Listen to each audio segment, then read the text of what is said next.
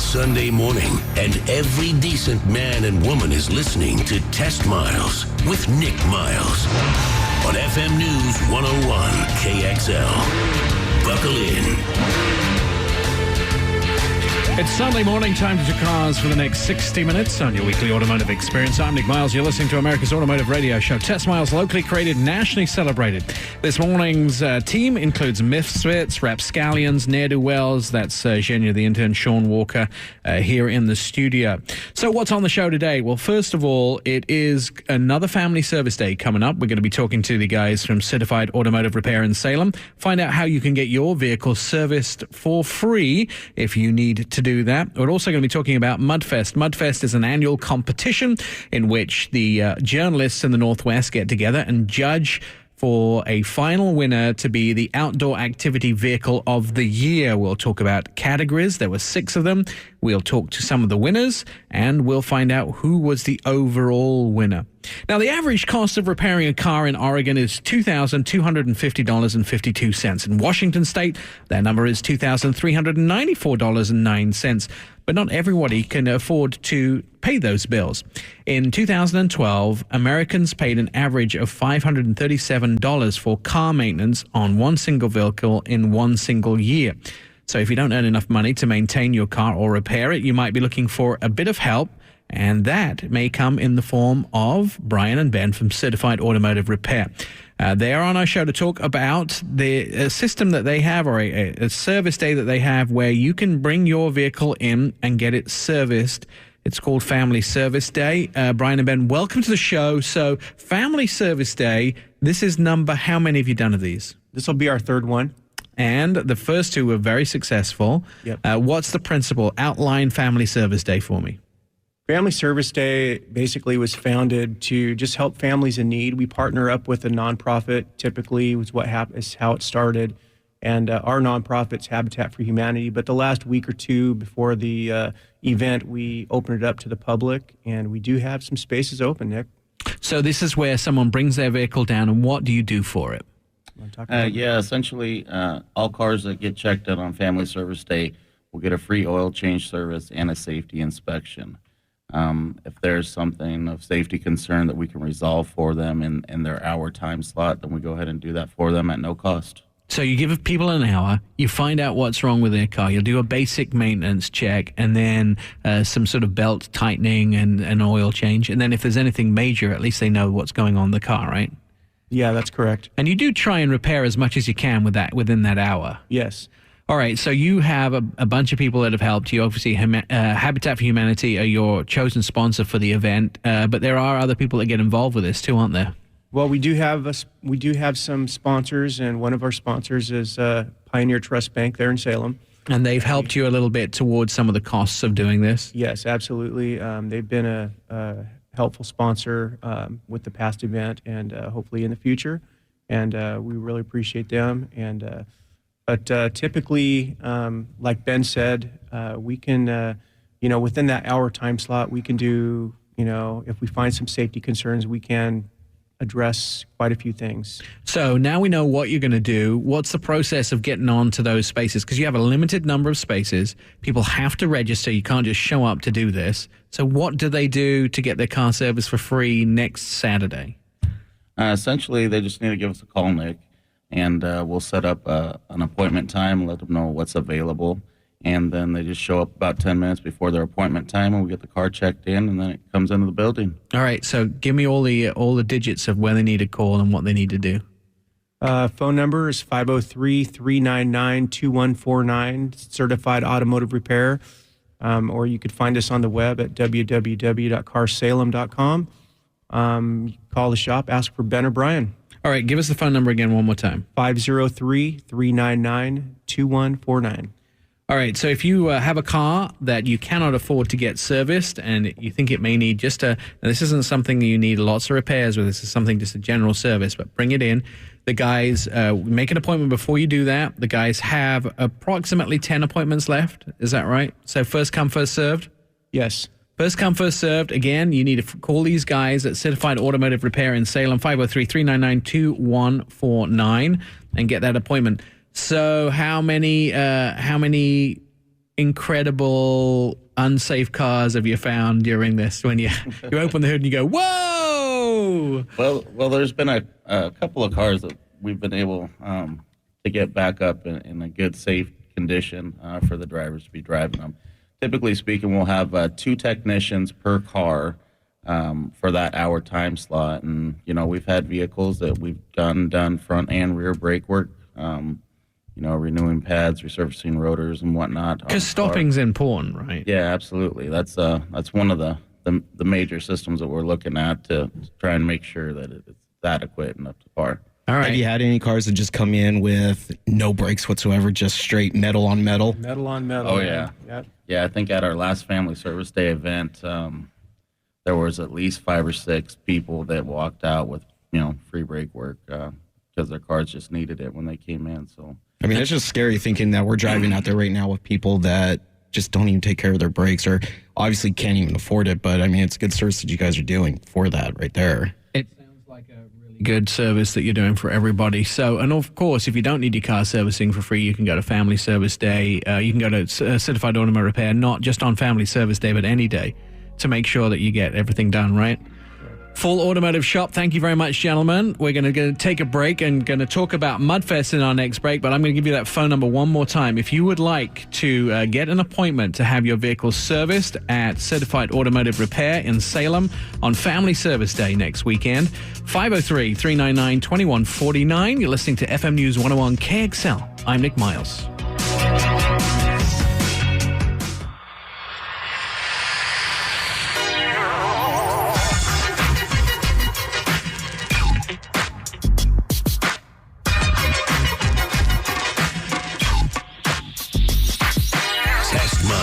Like NASCAR, but with one right turn. Testmiles.com. Welcome back to Test Miles on FM News 101 KXL, your automotive radio show. I'm in studios in downtown Portland for the latest automotive news. Follow us, Test Miles, on the Twitters. Here's a fun fact so you can impress your friends with. The Jaguar XJ220 was the world's fastest production car in 1992 with a top speed of 217 miles per hour. Now, Sean and I spent 3 days in the Olympic Peninsula test driving some of the best CUVs, SUVs, and trucks. This is the Northwest Automotive Press Association Mudfest, a competition to find the Northwest Activity Vehicle of the Year. The rest of this morning's show will be dedicated to talking to some of the winners of that. Now, there were a lot of categories. Let's get to one of the categories, which was a big one. First of all, we had the Compact Utility Vehicle of the Year and the Northwest Family Utility Vehicle of the Year. Now, there's a lot of vehicles entered into these different categories. I'll read them off quickly so we can jump to our guests who are waiting on the phone. For the Compact, the competition includes the Honda HR-V, the Hyundai Santa Fe Sport, Jeep Renegade Trailhawk, the Mazda CX-5, and the Mitsubishi Outlander. The winner of that category was the Jeep Renegade Trailhawk. And then for the Family Utility Vehicle, the Ford Edge, the Jeep Cherokee Trailhawk, the Kia Sorento, the Nissan Murano, and the Subaru Outback. And of that one, Jeep took it again with the Cherokee Trailhawk. And our friend Jim Morrison joining us on the phone from Jeep. Congratulations on winning the 2 categories there, Jim. Nick, what a great result for the 2 Jeep, particularly the new Jeep Renegade.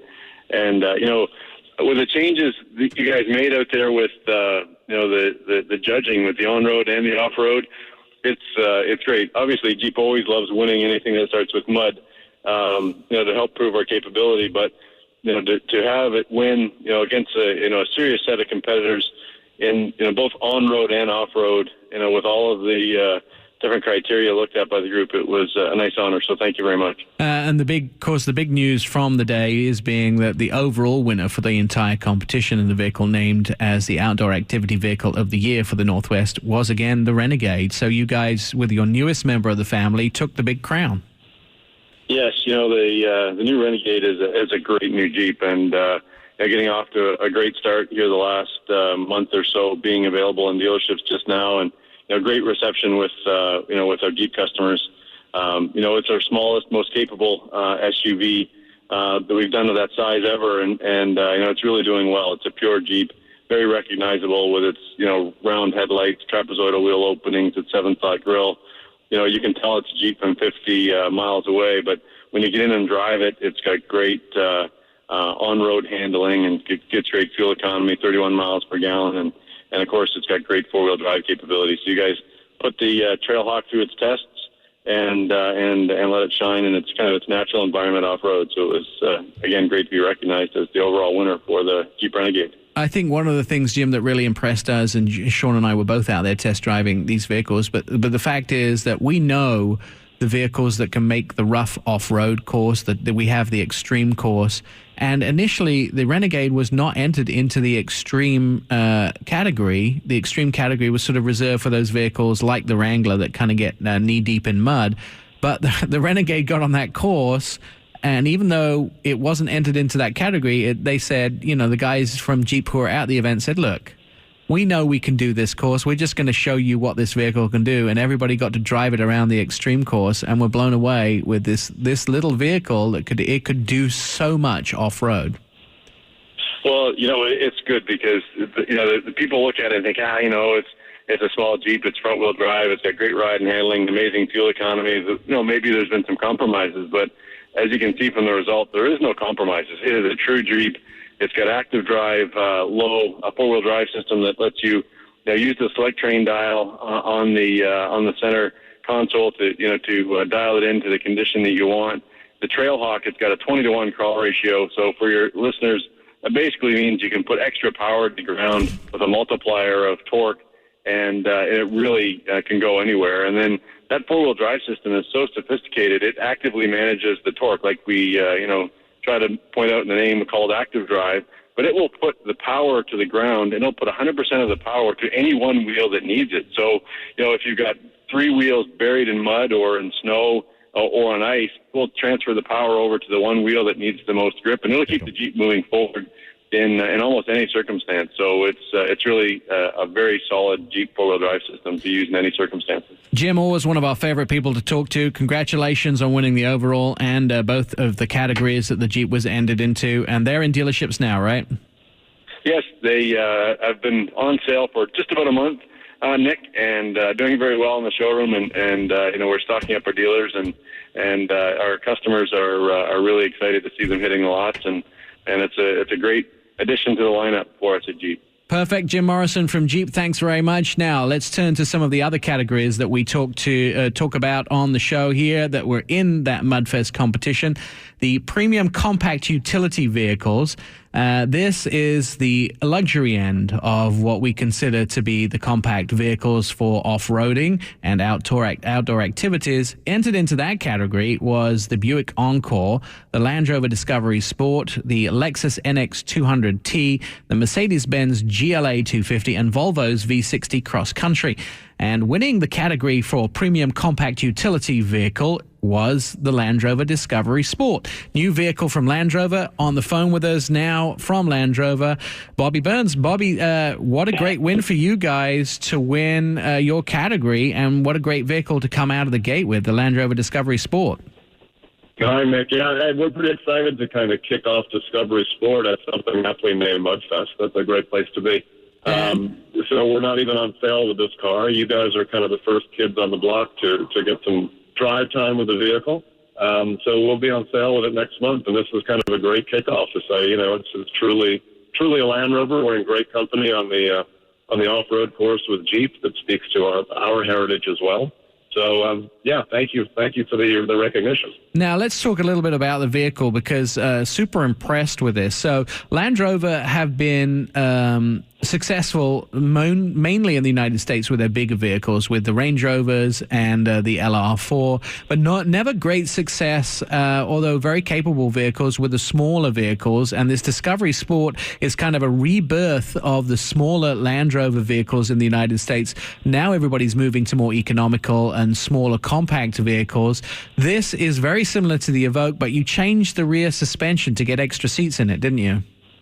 We did, yeah. So, Evoque kind of kicked it off for us. It showed there's definitely a market for that smaller SUV. Evoque maybe filling the sporty niche on road. I mean, it's a go-kart, but still has the off-road capability. But people were still looking for maybe a little more room, and that's exactly what you talked to with the a smaller SUV to have that 7-seat capability, I think is going to be a big plus for this vehicle. Absolutely. Definitely in a compact vehicle as well. Now, it's got a 4-cylinder engine in it, but that engine doesn't mess around, does it? No, it's pretty neat. I mean, I'm a big fan of really big, dumb engines, and we do that as well. Or really small, efficient, smart engines, and that's what this turbocharged 4-cylinder does. It's tame and has good low-end torque, believe it or not, for the off-road, as you guys witnessed.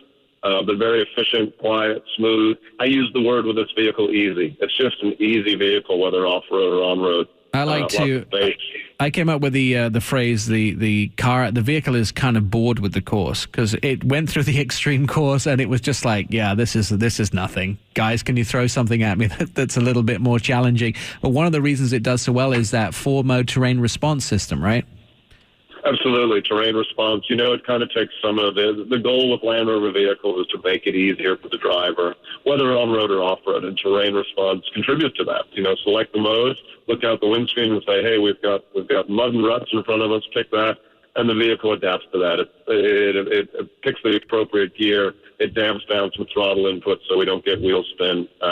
Really, really fine-tunes the vehicle for the conditions, and I think you guys saw that. You're right. I think I was a little bored there, so we're looking to come back when it maybe rains a little more up there. Excellent. Now, let's talk about those gears, 9 of them, right? Correct. It's a 9-speed automatic. So, again, to make that vehicle kind of casual on the highway, so it's not a frenetic engine at highway speed, and also to give us that lower gear selection for off-road. We don't have a low range in this vehicle, as we talked about earlier in the show. It's got a low first gear to be very capable off-road in the conditions it should be in. And kind of just limps along on the highway at a very casual pace with a 9-speed. And it's really nicely decked out on the inside as well. You guys did a great job of making the car feel plush, and especially with the extra row. I find a lot of times with these smaller vehicles, you get very cramped into that extra row, but you gave plenty of room for those people in the third row. Yeah, it's a kind of a jigsaw puzzle to fit so many people in a small package like that. But I think the expectation on the Land Rover name is some, certainly luxury. I think we're lucky enough to sell down from the Range Rover image. All right, that expectation carries through everything we build. Well, we're coming up to the news, Bobby, but tell us price and on sale date of the Land Rover Discovery Sport. So sale date will be later in May, and then we started about 37. You can work from about 37. The vehicle you drove was probably mid-40s or so. Now, sold. I'll take one. They're great for the price, and really glad that we have a small member of the family that's so capable off-roaders. Of course, it has Land Rover on the hood, so it's capable off-road. Bobby Burns from Land Rover, thank you very much. You're listening to Testmiles on FM News 101 KXL. I'm Nick Miles. Coming up, we're going to talk about some of the other winners in the other categories. Do you know what the Northwest likes? We'll tell you what the journalists voted as their outdoor activity vehicles, and they chose from 3 other categories. I'm Nick Miles. The right.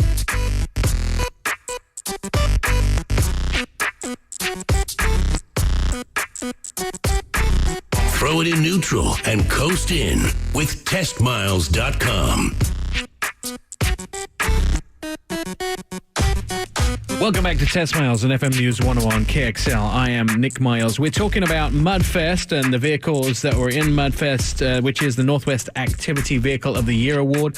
25 journalists approximately spend a couple of days out there in the Olympic Peninsula test driving all these different vehicles. So let's go over the categories once again. There was compact utility vehicle, family utility vehicle, the premium compact utility vehicle, and then the premium utility vehicle. So really what we did is divide everything up into large and small, luxury and non-luxury. There was also extreme capability, and there was the pickup trucks. Now, so what were the extreme capability vehicles? The Ram Power Wagon and the Toyota 4Runner TRD. And in the pickups, it was the Ford F-150, the GMC Canyon, Ram's 1500 EcoDiesel, and Toyota Tundra TRD. But before we get to those, let's find out this morning's fun fact. Who's doing the next one? Here's a fun fact to impress your friends. After the Second World War, a battered Jeep that survived 2 beach landings ended up with a Purple Heart. That's incredible. I never heard of a Jeep getting a Purple Heart. I know dogs have got Purple Hearts, by the way, and didn't know a Jeep had ever got a Purple Heart. All right, so let's talk about those categories, the two that we haven't talked about, the extreme capability and the pickup trucks. The winner of the extreme capability, and there was only two vehicles entered in that, even though the Jeeps did the course, the Ram Power Wagon and the Toyota 4Runner TRD Pro. Both extremely capable vehicles. There was one vote between it, and the Ram Power Wagon won. In the pickups, the F-150, the GMC Canyon, the Ram 1500 EcoDiesel, the Toyota Tundra TRD Pro. The Ram 1500 EcoDiesel won that one as well.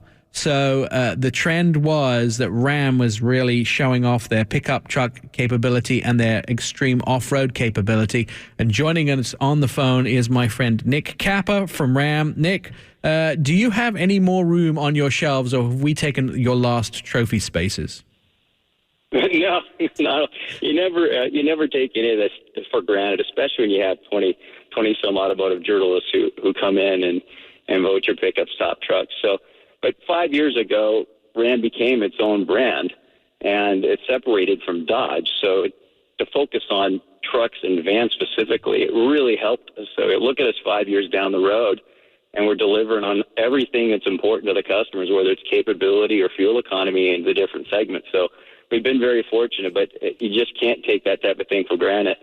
Now, did you think that the Power Wagon was going to win the extreme off-road? Well, the Mudfest actually had a really tight and very technical course. It actually tasked the driver more than it tasked the vehicles. The Power Wagon has front and rear lockers, a 12,000-pound winch. It even has sway bar disconnect systems and 35-inch tires, but it's built on a full-size 3/4-ton truck, crew cab long bed. So it's a really large vehicle to take through the trees and such that the Northwest generally has for off-roading. And then throw into that some water puddles and some slippery surfaces, some side hilling, and you really have a situation where it really tasks the driver. The driver has to utilize every little bit of their capability to monitor the corners of the truck. And it actually creeped really through there. We found ourselves threading the needle many times. Now, I noticed that going through that course that there was some slippage, so we can be going up a hill at an angle on the, let's say, the right-hand side, and if you didn't get it right, the truck could actually slide back down the hill, and that would have been a disaster with trees, but it managed not to do any sliding, right? Yeah, in those cases, it's about what the driver knows, and unfortunately, a lot of folks at Mudfest had been there before, yourself included, had some experience in that kind of terrain. But in those situations, there may be a root ball on the right side of the truck, and you're climbing the left front up a wall, only to let it slide down, utilizing physics in a way that you can't maneuver the truck. But the truck actually just generally slides a little bit and rotates itself around the root ball. So most people out there, I think, were generally surprised that such a big beast would be able to make it through such a technical course. One thing I really enjoyed about driving the truck was it didn't feel like you were driving a 3/4 truck through these tight woods. It felt smaller than it really was, and it just handled everything perfectly. Oh, go ahead. I'm sorry. No, go ahead, Nick. If you got the link coil rear suspension system on there, too, it's a 3/4-ton truck, so it actually rides really nice as well. So it may not feel like it's as edgy as it could be. A lot of people really started the extreme course in the Power Wagon, and if you can run a course like that in a big truck and do it without touching anything, then you can pretty much drive anything through there. Now let's turn our attention from the Power Wagon to the other vehicle that was entered in there that won from Ram. So Ram walking away with 2 wins, just the same as Jeep walked away with 2 wins, and that was the 1500 EcoDiesel. Now, this is a vehicle I'm ultimately very familiar with. This vehicle is actually probably I think it is the oldest American truck on the market now, because since the 1500 came out, there have been a refresh there's been a new F-150 and a new Silverado, yet it still wins the awards. Yeah, we've been very lucky with that, and I guess going back again 5 years ago, the engineers sat down with the product planners and the finance guys and said, what do you need to build the best trucks? And we threw an 8-speed transmission at it, air suspension, a diesel engine, the only diesel engine available in the half-ton segment, which is something that the customers have been clamoring for forever, and a number of other features that really put us on top. And even the Ram box. And a lot of times we find that customers are buying our trucks just because of an individual feature, whether it's the Uconnect system or as I talked about, the air suspension system or some towing feature. There's really some categories that are most important to truck owners, and we own the titles in those categories that are most important. Capability on the 3,500, 30,000 pounds, and that's a lot of weight. It's hard to say. It's like saying 5 million light years, but it's like towing 4.5 African elephants. It's a lot of weight.